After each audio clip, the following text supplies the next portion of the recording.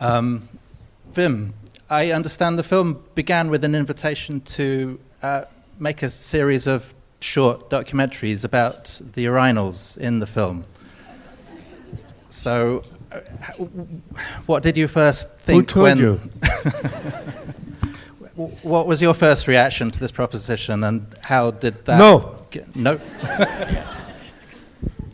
Well, I read the letter, and the first thing was Tokyo, invitation, looking at toilets. But then I continued reading, of course. And then it was not just toilets, it was very special toilets, and there was pictures, and I understood it was an art project and a social project. And somebody wrote this letter to me who must have known that I both like Tokyo and architecture, and so they sent it to the right guy. And as it was an open invitation and didn't force me to do anything, it just felt be inspired, we could talk about, for instance, a series of short films on the architects and their creations. Any excuse to go to Tokyo is fine. And so I was there in May 22. I was working on another movie, Anselm, and I only had a short break. We had already edited for 2 weeks, and my editor needed a break, so she said, I'm going to take a bicycle tour. You can go to Tokyo for that time.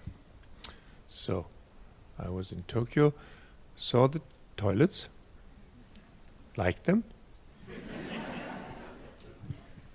Never seen any toilets like this, public toilets. Were you impressed I was by how very clean they impressed. were? By how clean, but also they're all different. They're all made to measure. They all had an idea around. The architects had really invested something. These were great architects. They built museums and stuff, and big buildings and stadiums and God knows what. And so they built something small. And I thought this was a beautiful project, but somehow I didn't think this was for me, because at the same time I saw there was something happening that really blew my mind, because it was about that time that the people of Tokyo came back after the longest lockdown. It was just around that time, and they had been locked away forever, longer than any history. We here in Europe had long been released, and they were still in lockdown.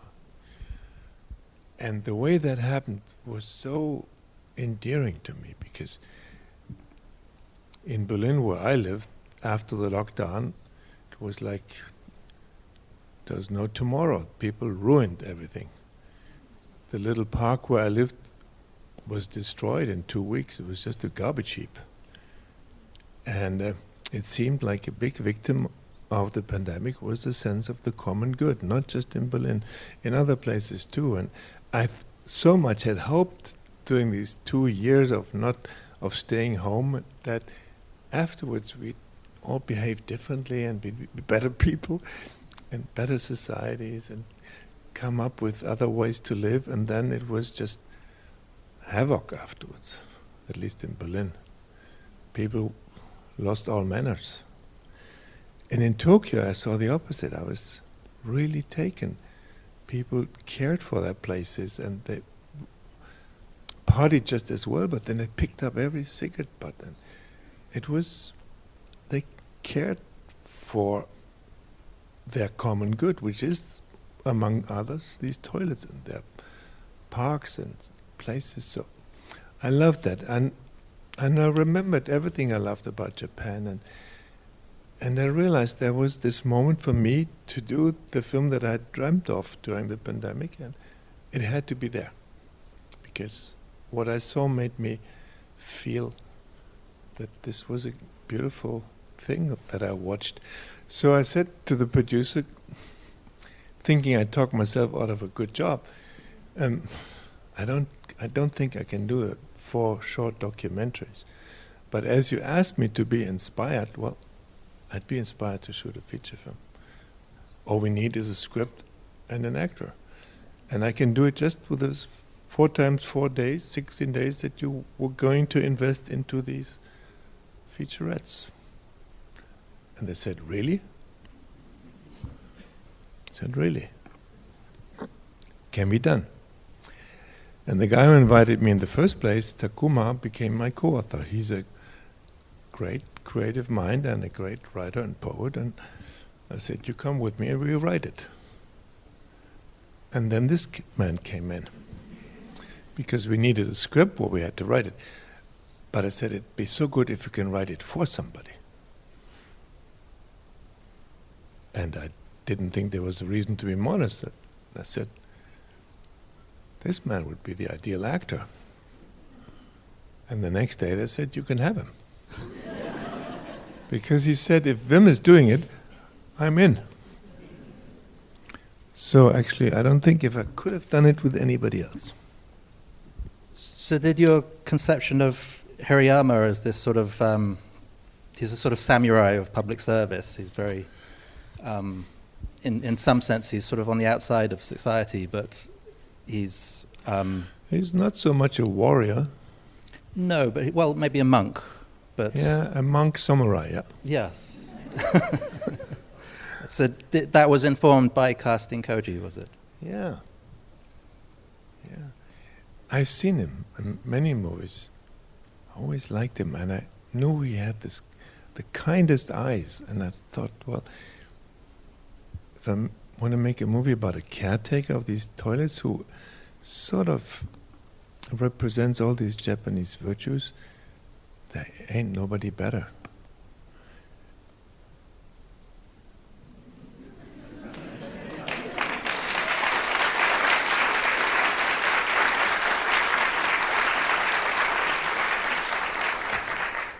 I didn't know if you could clean toilets.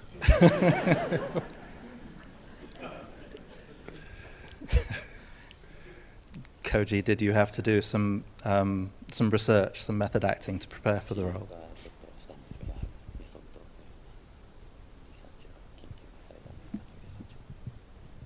ね、まずは監督が来る前にクランクイン前に、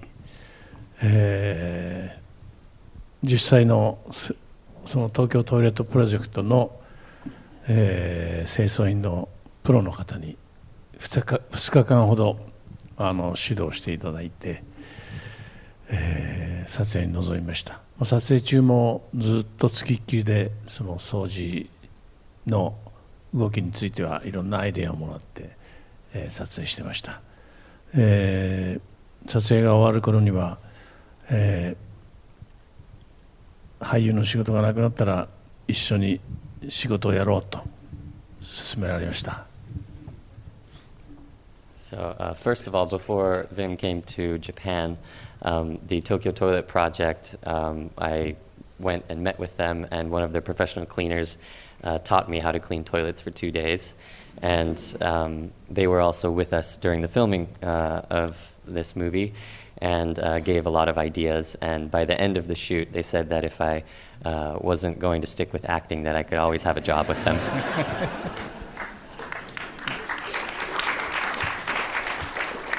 Do I guess that you were as surprised to be invited by Wim Wenders to play a toilet cleaner as Wim was to make a film about toilets?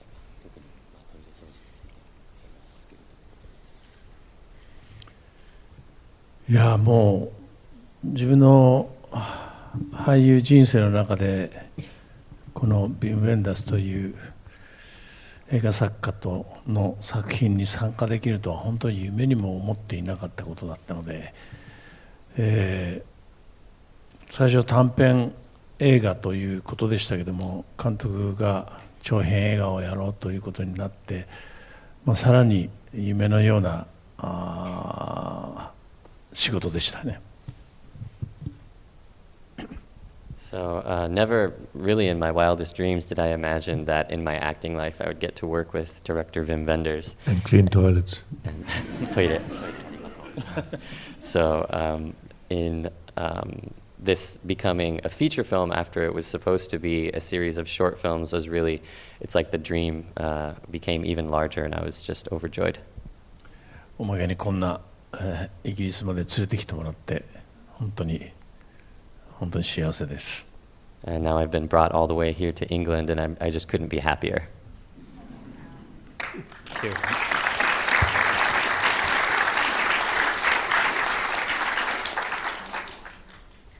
Vim, the character, if we could talk about him a little more and how you sort of conceptualized him and brought him to life. He's in some regards he's sort of a watcher. He reminds me of some of the characters in your earlier films. He's sort of a watcher. He's a semi-outsider, but he's less of a searcher. Perhaps he's sort of found his place. He knows the ground he stands on and his values. Is this a film that you could have made earlier? Is this a sort of expression of, is this an old person's film that you have distilled some of your own experience and philosophy of life into it? It's definitely a film I would not have made as a much younger man. It's definitely a film for me that came out of these 2 years of pandemic. And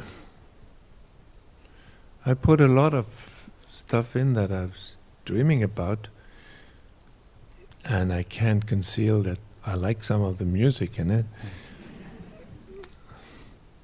And with Takuma, my co-author, we first sat down and imagined the character. Not exactly a samurai, but a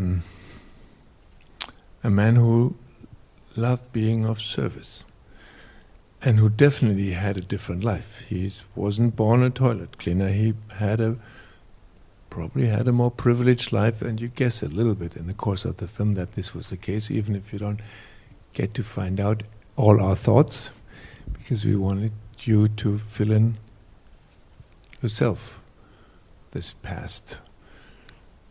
So, and then we started thinking of his routine. And out of the routine, the script happened. Are there any screenwriters in the audience? One? Maybe one. Come on, you're all too shy. Then I just have to tell you, we wrote it in 4 weeks. Are you impressed? It sort of wrote itself, because once we had the character and the routine was such a beautiful structure, and we wanted routine to have a different connotation, not whatever you feel like when you think of routine. We wanted the routine to be something positive and to also make him a free man, because routine, if you like it and if you do your best, it sets a lot of things free. So we had a lot of high-flying ideas about the man, but on the other hand, one didn't want to make a film that was in any way preaching another way of life, but we just wanted him to be an example. And then he turned out the way he turned out.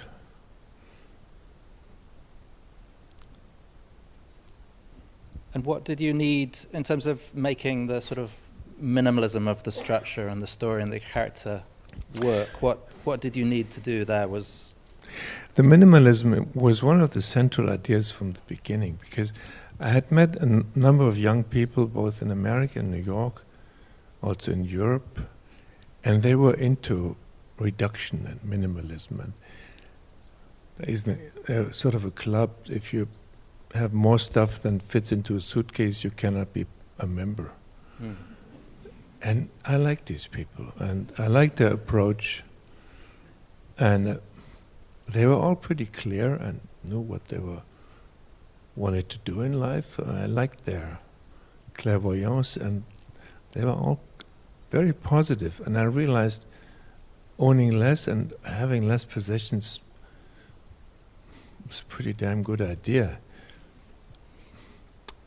For me, the eternal collector of any stuff you can collect, I give up a lot of it.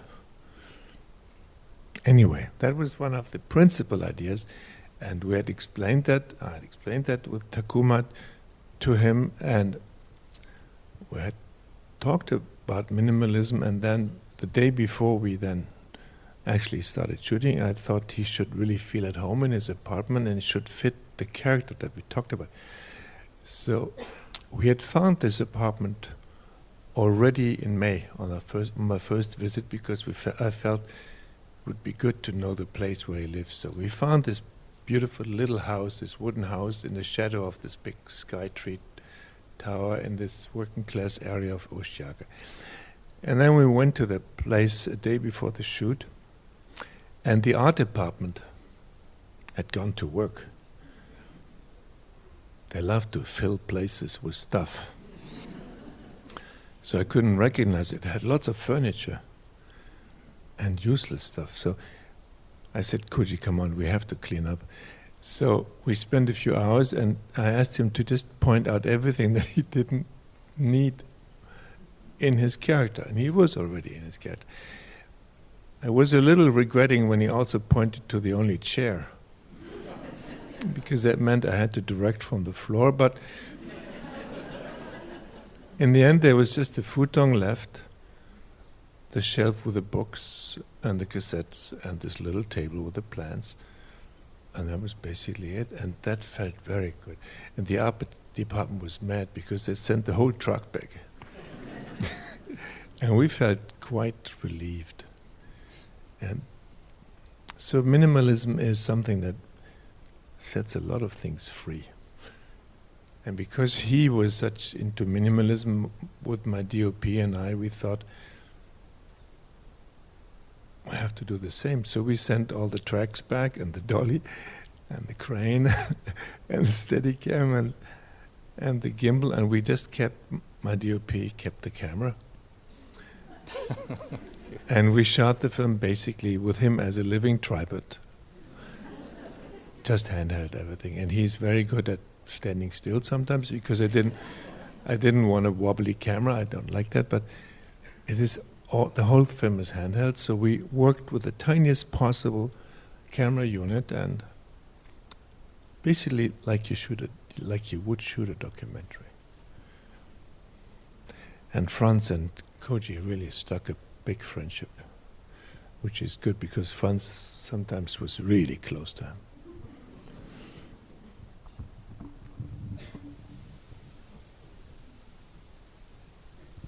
Kôji, was this all a new way of working for you? And did the two of you talk about how to sort of bring out Hirayama's backstory at all? Was that a conversation you had as well?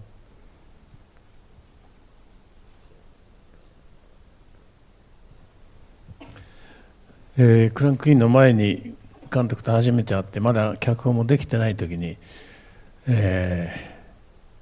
これから君はスマホもいじってはいけない、インターネットでもいじってはいけない、テレビも見てはいけないで、たまに相撲を見てもいいでしょうと言われました。でも僕はクランクインまでにそれはことごとく約束を破ってしまいましたけども、監督自身も常にスマホをいじって、車の運転中もパソコンでメールを打つぐらい、全くこの平山とは真逆の監督でした。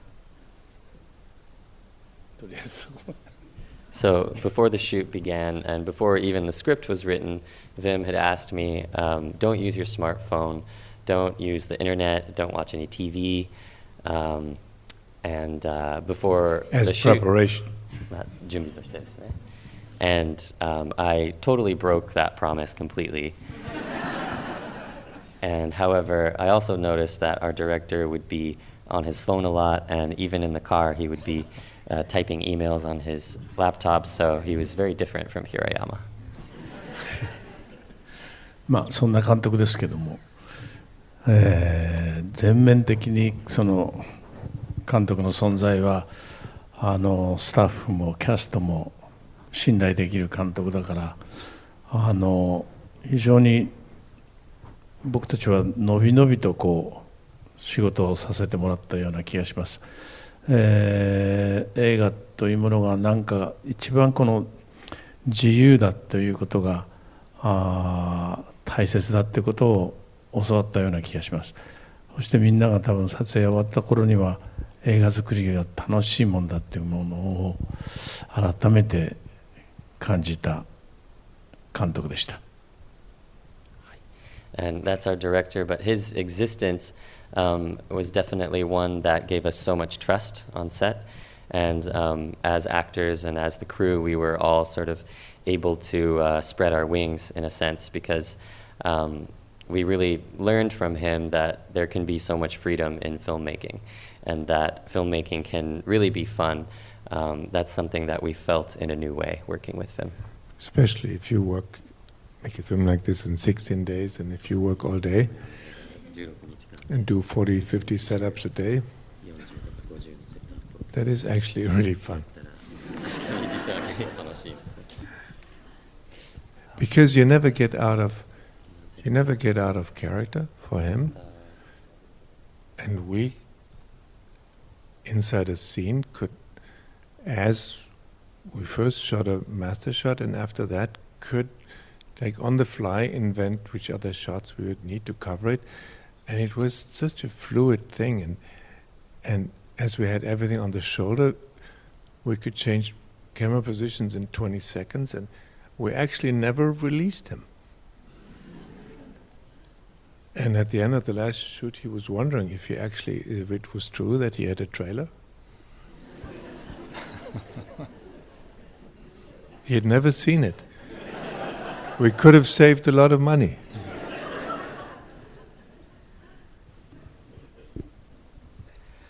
I've got tons more questions, but I must let you all have a go too. We've got another 20 minutes. And before we do, can I introduce you to the man who invited me in the first place, who wrote the letter?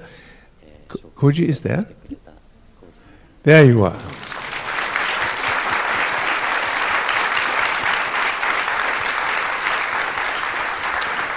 He created the Tokyo Toilet Project and was courageous enough when I said no documentaries, no short films, let me do a long one. I said yes. Wow, that took guts. but I think he has good reason to be happy. Now he has.